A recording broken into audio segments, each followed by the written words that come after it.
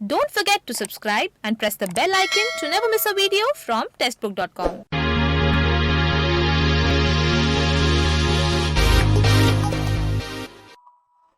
नमस्कार, स्वागत है आपका टेस्टबुक.com में। वैसे तो हर सरकारी नौकरी को लेकर युवाओं में, स्टूडेंट्स में काफी उत्साह होता है, काफी क्रेज होता है, लेकिन जब पुलिस के जॉब की बात आती है तो जो यूथ होता है उनमें एक अलग ही उत्साह देखने को मिलता है, एक अलग ही क्रेज देखने को मिलता है। जब हम बात करते हैं पुलिस के जॉब की तो आप देखते हैं ना कि स्टूडेंट्स होते हैं, हम पूछते हैं क्या कर रहे हो, तो भाई दरोगा की तैयारी कर रहे हैं, पुलिस की तैयारी कर रहे हैं, तो ये बहुत हमें सुनने को मिलता है। अब देखिए, पुलिस जॉब्स के बारे में ही हम यहाँ पर बात करने वाले हैं। अलग अलग डिपार्टमेंट में कौन कौन सी पुलिस की जॉब्स होती हैं वो हम इस वीडियो में डिस्कस करेंगे। देखिए, सारे डिपार्टमेंट्स तो हम डिस्कस नहीं कर सकते हैं क्योंकि इस बड़ा देश है, इतने डिपार्टमेंट हैं, इतने स्टेट हैं, हर स्टेट में अलग अलग चीजें होती हैं। पुलिस डिपार्टमेंट होता है, अलग पोस्ट होती है, पोस्ट अलग नहीं होती, बट कुछ ना कुछ फर्क होता है, एलिजिबिलिटी में फर्क हो गया, सिलेक्शन प्रोसेस में। तो सारे तो हम डिस्कस नहीं कर सकते हैं, लेकिन कुछ जो इंपॉर्टेंट है वो हम यहाँ पर डिस्कस कर लेते हैं कि कौन कौन सी जॉब्स होती है पुलिस की अलग अलग डिपार्टमेंट्स में, या अलग अलग पुलिस डिपार्टमेंट्स में कौन कौन सी जॉब्स होती हैं, इसको ऐसे ही बोल सकते हैं। तो आइए शुरू करते हैं। सबसे पहले देखिए, बात करते हैं यूपीएससी यानी यूनियन पब्लिक सर्विस कमीशन में जो CAPF, central armed police forces में असिस्टेंट कमांडेंट की पोस्ट होती है, उसके बारे में बात करते हैं। तो देखिए, इसमें सबसे पहले बात आती है एलिजिबिलिटी क्राइटेरिया की, यानी कौन कौन इसमें एलिजिबल होता है। तो देखिए, सबसे पहले आपकी एज लिमिट होनी चाहिए 20 से 25 साल। अगर आपकी मिनिमम एज 20 साल और मैक्सिमम एज 25 साल है तो आप इसलिए अप्लाई कर सकते हैं। फिर आपके पास होनी चाहिए बैचलर की डिग्री, यानी आप ग्रेजुएट होने चाहिए। सैलरी की बात करें तो देखिए, सैलरी यहां जो है ना वो सबसे अच्छी होती है। 56,100 रुपीज तो आपकी सिर्फ बेसिक पे होती है, उसमें फिर आपको भत्ते अलग से मिलते हैं, अलाउंसेस अलग से मिलते हैं आपको, और तमाम तरह के अलाउंसेस होते हैं। आपका डीए हो गया, टीए हो गया, एचआरए हो गया, और बाकी जो अलाउंसेस हैं वो आपको अलग से दिए जाते हैं। तो सैलरी ना जो वो आपकी बहुत अच्छी होती है, आपकी लगभग 75-80 हजार के आसपास आपकी सैलरी यहाँ पर बनती है। फिर सिलेक्शन प्रोसेस की बात करें, सबसे पहले तो आपको रिटन एग्जाम जो होता है, लिखित परीक्षा जो होती है, वो आपको क्वालिफाई करनी होगी। एक बार आपने रिटन एग्जाम क्वालिफाई कर लिया, उसके बाद आपका आ जाता है फिजिकल स्टैंडर्ड टेस्ट, यानी आपके जो फिजिकल स्टैंडर्ड टेस्ट है वो यहां पर आपका कंडक्ट होगा। फिर आपका होगा फिजिकल एफिशिएंसी टेस्ट। तो फिजिकल स्टैंडर्ड टेस्ट और फिजिकल एफिशिएंसी टेस्ट आपको क्वालिफाई करना होगा। फिर आपका मेडिकल स्टैंडर्ड टेस्ट होगा, उसके बाद आपका होगा इंटरव्यू। तो देखिए, सैलरी इतनी अच्छी मिल रही है तो भाई सिलेक्शन प्रोसेस तो थोड़ा तगड़ा हो गई। तो रिटन एग्जाम से लेके physical standard, physical efficiency test, medical standard test, interview और डॉक्यूमेंट वेरिफिकेशन तो हर एग्जाम के बाद होता है। बिना डॉक्यूमेंट्स के तो कोई भी आपको जॉब नहीं दे देगा, तो डॉक्यूमेंट वेरिफिकेशन। फिर आपकी अगली पोस्ट है central reserve police force, CRPF में हेड कांस्टेबल की। तो इसमें आपकी जो एज लिमिट है वो रहती है 32 साल, 32 ईयर्स यहां पर आपकी एज लिमिट रहती है। उसके बाद एजुकेशन क्वालिफिकेशन की बात करें तो आप 12वीं पास होने चाहिए। सैलरी की बात करें तो 25,500 आपकी बेसिक पे, यानी पे लेवल 4 में आएंगे, 7th पे कमीशन में, और इसमें भी आपको जो अलाउंसेस हैं वो अलग से मिलेंगे। सिलेक्शन इसमें भी आपका देखिए कैसे होगा, रिटन एग्जाम होगा, फिर आपका फिजिकल स्टैंडर्ड टेस्ट और फिजिकल एफिशिएंसी टेस्ट होगा, उसके बाद डॉक्यूमेंट वेरिफिकेशन, और फिर आपका होगा मेडिकल एग्जामिनेशन। उसके बाद आपका आता है एसएससी सीपीओ में सब इंस्पेक्टर। एसएससी सीपीओ यानी जिसको हम बोलते हैं फुल फॉर्म में अगर बोले, sub inspector in Delhi police and central armed police forces examination. तो इसका देखिए एसएससी जो है वो समय समय पर नोटिफिकेशन रिलीज करता रहता है। तो इसमें देखिए आपका क्या होता है, एक बार क्वालिफिकेशन जानते हैं। मैं सब इंस्पेक्टर की बात कर रहा हूं एसएससी सीपीओ में।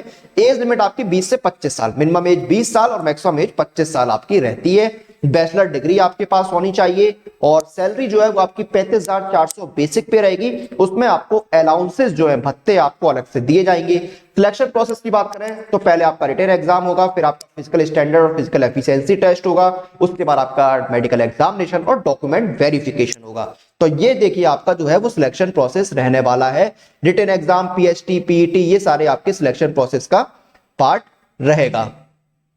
अब जान लेते हैं अगली डिपार्टमेंट, अगली पोस्ट के बारे में। तो एसएससी जीडी कांस्टेबल। देखिए, एसएससी जीडी कांस्टेबल का तो अभी एग्जाम भी चल रहा है, कुछ समय पहले ही नोटिफिकेशन भी आया था। एसएससी कांस्टेबल जीडी का नोटिफिकेशन आया था, काफी सारी वैकेंसीज निकली थी, और इसके जो एग्जाम है वो आपके नवंबर में स्टार्ट हुए थे।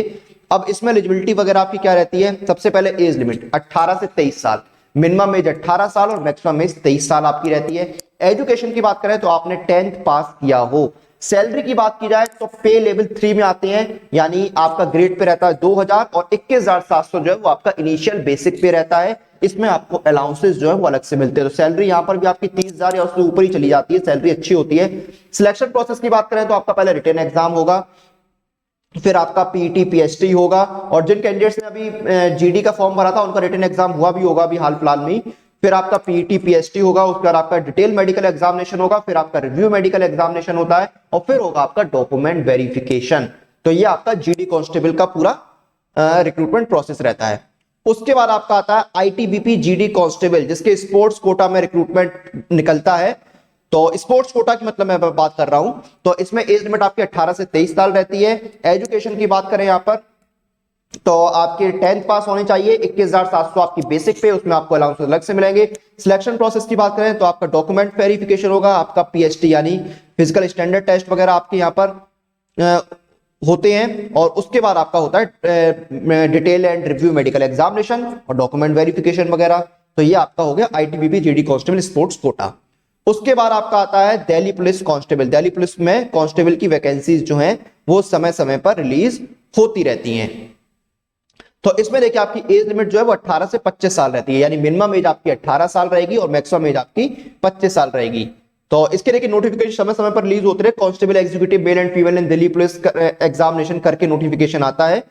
और एजुकेशन की बात करें तो आपने 10+2 यानी 12वीं पास किया हो। बेसिक पे आपकी 21,700 रहती है, अलाउंसेस इसमें आपको मिलते हैं। सिलेक्शन प्रोसेस आपका कैसे होता है, एक तो पहले आपका सीबीटी होगा, कंप्यूटर बेस्ड एग्जामिनेशन होगा, physical endurance and measurement test होगा आपका, फिर उसके बाद आपका मेडिकल एग्जामिनेशन और डॉक्यूमेंट वेरिफिकेशन होगा। तो ये आपका दिल्ली पुलिस कांस्टेबल का पूरा प्रोसेस होगा।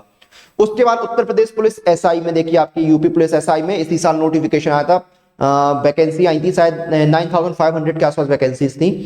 एज लिमिट 21 से 28 साल रहती है, मिनिमम एज 21 और मैक्सिमम एज 28 साल रहती है यूपी पुलिस एसआई में। आप ग्रेजुएट होने चाहिए। 35,400 आपकी बेसिक पे रहती है, यानी 4200 ग्रेड पे हो गया आपका, और इसमें आपको अलाउंसेस जो है वो अलग से दिए जाते हैं। सिलेक्शन क्या है, सिलेक्शन आपका वही आपका एक रिटन एग्जाम होगा, फिर आपका फिजिकल स्टैंडर्ड और फिजिकल एफिशिएंसी टेस्ट होगा, मेडिकल एग्जामिनेशन और डॉक्यूमेंट वेरिफिकेशन। तो ये आपका एसआई का पूरा सिलेक्शन प्रोसेस रहेगा। फिर आपका पंजाब पुलिस में इंटेलिजेंट असिस्टेंट की एक पोस्ट होती है, इसमें एज लिमिट 21 से 28 साल मांगी जाती है। आप ग्रेजुएशन होनी चाहिए, आपके पास कंप्यूटर में आईटी में ओ लेवल सर्टिफिकेट होना चाहिए, और आपने कम से कम 10वीं के स्तर पर पंजाबी लैंग्वेज एक कंपलसरी या इलेक्टिव सब्जेक्ट के तौर पर पढ़ी हो। सैलरी में 19,900 आपकी बेसिक पे रहती है, उसमें अलाउंसेस आपको अलग से मिलते हैं। और सिलेक्शन आपका कंप्यूटर बेस्ड टेस्ट और document verification plus physical standard और फिजिकल एफिशिएंसी टेस्ट के आधार पर होता है। फिर आपका आता है मध्य प्रदेश पुलिस एसआई, इसमें एज में 18 से 25 साल रहती है, आप ग्रेजुएट होने चाहिए। सैलरी की बात करें तो पे बैंड आपका 9300 से 34,800 वाला होता है, और ग्रेड पे आपका होता है 3600। सिलेक्शन इसमें आपका होता है written exam plus physical standard और physical efficiency test plus interview, ये आपका सिलेक्शन प्रोसेस रहता है। उसके बाद राजस्थान पुलिस एसआई देखिए आपका होता है, इसमें एज लिमिट 20 से 25 साल, मिनिमम एज 20 साल, मैक्सिमम एज 25 साल, और ग्रेजुएशन आपके पास होनी चाहिए। सैलरी जो है आपकी पे मैट्रिक्स लेवल 11 में आती है, ग्रेड पे आपका 4200 रहता है। Written exam, physical standard test, physical efficiency test और इंटरव्यू के बेसिस पर आपका सिलेक्शन होता है। तो ये थे कुछ अलग अलग डिपार्टमेंट्स में पुलिस के जॉब्स जो हमने इस वीडियो में डिस्कस करे। और भी देखिए अलग अलग स्टेट जो है वो समय समय पर जो है वो पुलिस के अलग अलग पोस्टों के लिए, कांस्टेबल हो गया, एसआई हो गया, इंस्पेक्टर हो गया, इनके लिए जो वैकेंसीज निकालते रहते हैं। लेकिन यहाँ पर हमने यहाँ पर कुछ मेजर जो डिपार्टमेंट्स हैं उनके बारे में डिस्कस किया, और समय समय पर जो अलग अलग रिक्रूटमेंट नोटिफिकेशन रिलीज होते हैं उनकी कंप्लीट प्रिपरेशन के लिए जो सबसे अच्छा ऑप्शन है वो है ये टेक्स्ट बुक पास, क्योंकि इस एक टेक्स्ट बुक पास के साथ आप तैयारी कर सकते हैं 410 से ज्यादा एग्जाम्स की, और इसमें आपको मिलते हैं 27,000 से ज्यादा मॉक टेस्ट। और अभी चल रही है मेगा सेल, यानी सिर्फ ₹399 में आपको 14 महीने की वैलिडिटी वाला टेक्स्ट बुक पास मिल रहा है, यानी 2 महीने की एक्स्ट्रा वैलिडिटी आपको मिल रही है बिना किसी एक्स्ट्रा चार्जेस के। और अगर आप मेरा कूपन कोड यूज करते हैं YT5 तो आपको एडिशनल 5% का डिस्काउंट दिया जाएगा। तो इसी के साथ इस वीडियो और इस जानकारी को हम यहां पर समाप्त करते हैं। आप लोग अपनी एग्जाम प्रिपरेशन और एग्जाम रिलेटेड अपडेट के लिए टेक्स्ट बुक के साथ बने रहिए। Press the bell icon for all the latest update regarding your exam.